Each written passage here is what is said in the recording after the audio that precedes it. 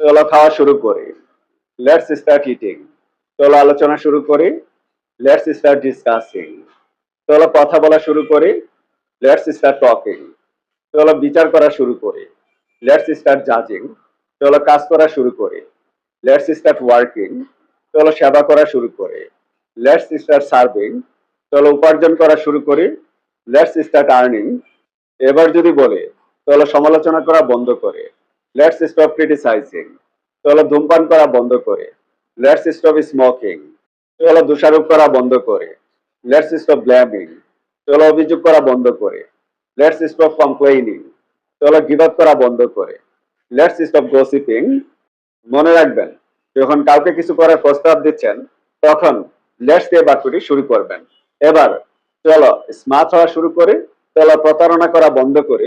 এই দুটি বাক্যের ইংরেজি একটু কমেন্টে লেখার চেষ্টা করুন তো।